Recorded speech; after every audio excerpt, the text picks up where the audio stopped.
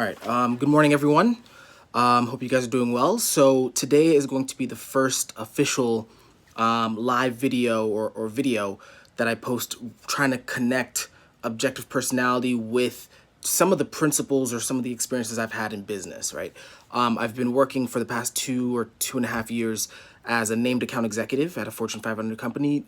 That's a fancy word basically for I do sales, I do marketing, I do account management, so taking care of current customers, solving problems, and then everything, pretty much everything in between, right? So this has been something I've been very passionate about or very interested in, but never really pulled the trigger until this week.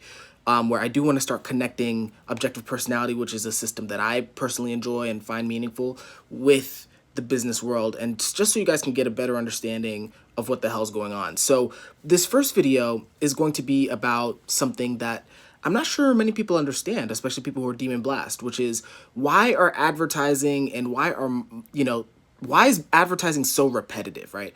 I don't know if you guys have experienced like spam calls, right? People who are calling you and talking to you about like your windows or your roof or things like that. TV ads, internet ads where you get the same pop-ups again and again, right? YouTube's a great example where you'll get the same pop-up and you're like, why the hell is this repeating itself so often, right? And everything in between that. So there is actually a reason for that. I'll first share it in, let's say, the professional or business term, and then I'll transfer it over to OP. But basically, the short answer, if you want to hear it, is basically anytime people are trying to get you to buy stuff, they're trying to hack your sleep. Basically, that's the short answer. They're trying to get to the point where you can't stop thinking about their brand or their product over and over again. They want to hack your sleep so that the next time you go, whether it's buy a window, buy a car, you can only think of their brand. So they're trying to get into your inner world, basically. But first, let me share some statistics with you. So I'm going to this website. So this is HubSpot.com. This is probably one of my favorite websites when it comes to sales education. They feel free to look it up. They do a lot of great things in terms of marketing, sales, and just they're really, really good resource. But basically, they have a few articles. One is called The Ultimate Guide to Brand Awareness, and I'll put that in the description when I'm done here. And then the second one is The Ultimate Guide to Prospecting, right?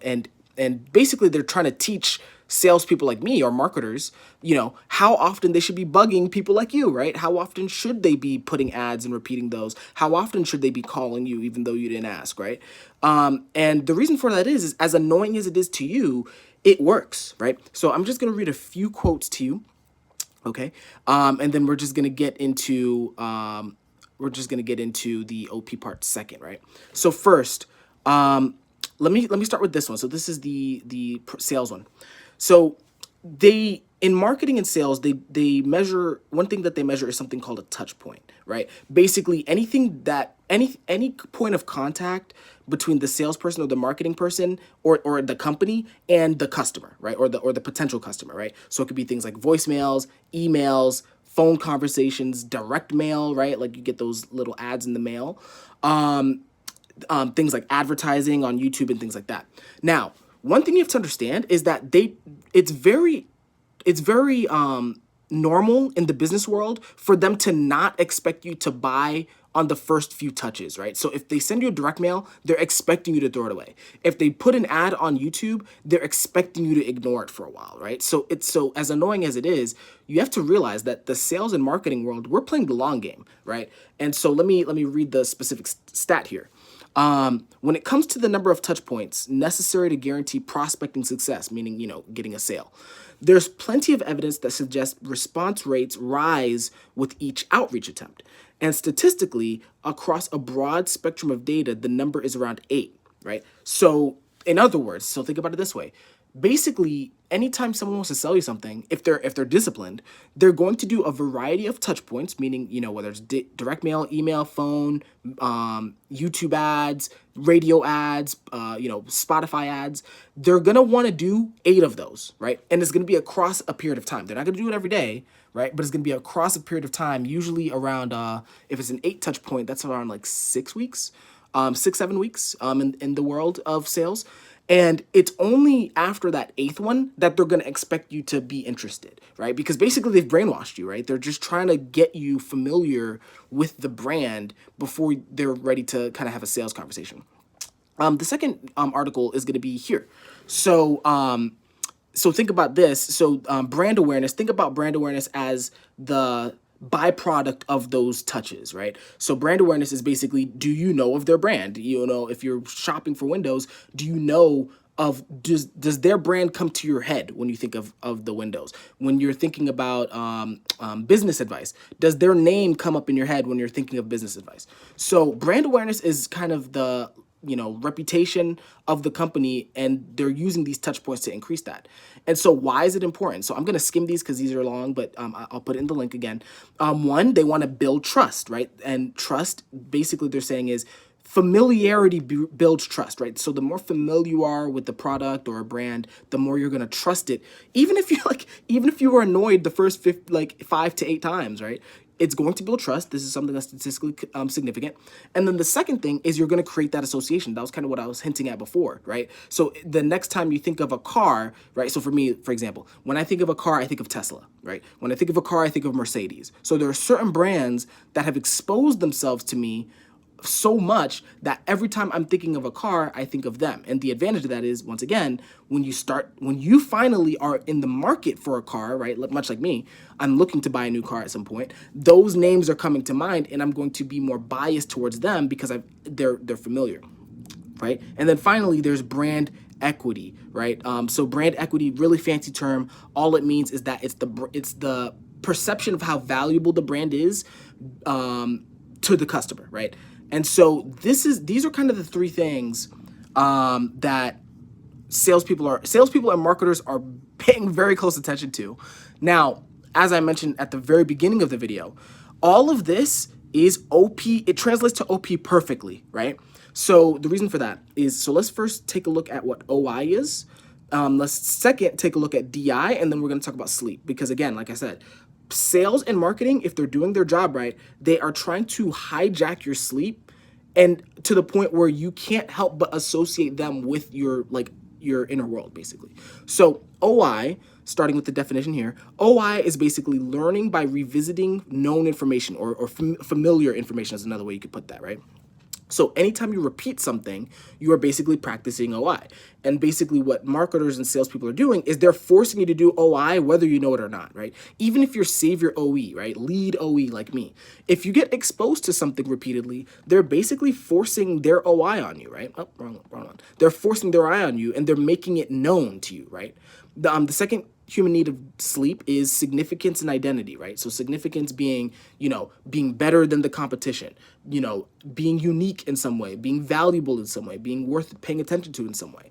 And I mean, obviously from a sales and marketing standpoint, they want to make themselves seem significant to you. So again, they're doing all of this advertising so that really it's unconscious, because usually, I mean, I'm skipping a bunch of ads all day, but unconsciously you start associating value, right? And part of that is, well, if they're still around, if they're still kind of bothering me about cars, I mean, this must be a good brand, right? That's kind of what the unconscious is thinking.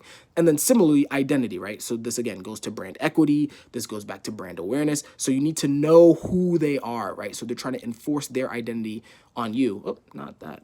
And then finally, sleep, which is going to be probably the most obvious example. So think about the definition of sleep itself: stopping and going over known information, or, and this is what's important for advertising, learning via repetition, right? That is the game, right? That is the game. Every time someone's calling you on that spam call, every time someone's sending that random email to you that you junk and trash, they are forcing you to remember them, basically, because they're repeating it over and over and over and over again. So even if you think that they're being annoying, they're doing their job, right? And so that's something you want to keep in mind.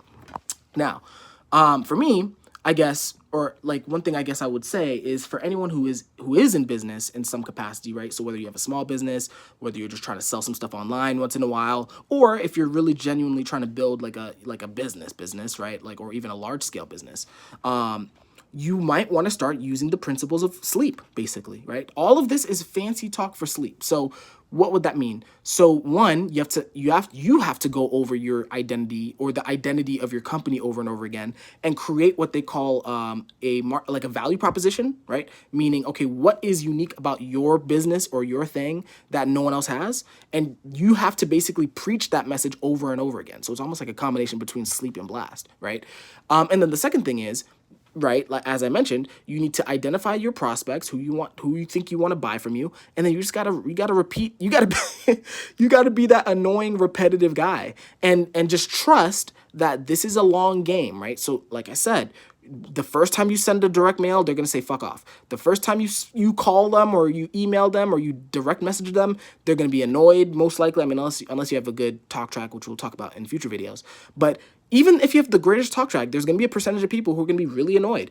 That's okay, right? Because again, much like sleep itself, much like the animal of sleep itself, time is your ally, right? It's not an enemy. So you have patience. You can have patience. Just execute the plan, chip away, right? With the OI. And then over time, you will create that brand awareness. You will create that familiarity. And then people will, feel comfortable making, big decisions with you, because you've basically infiltrated their inner world by that unconscious repetition.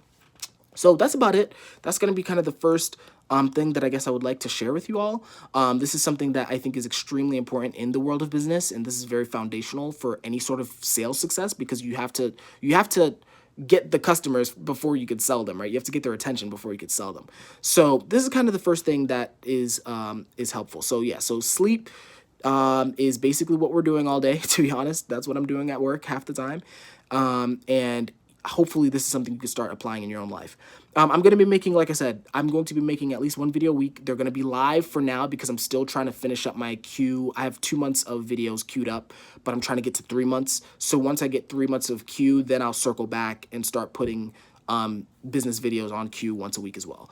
But other than that, if you have any specific things you want me to kind of analyze from an OP perspective, feel free to put that in the comments or message me, and I'd be happy to do that. So hope this was informative. Hope this gives you kind of an insight as to why people are so annoying in the business world and repeating shit. This is why. So hopefully you have that better understanding. Hope you guys have a great day, and I will see you guys soon. Take care.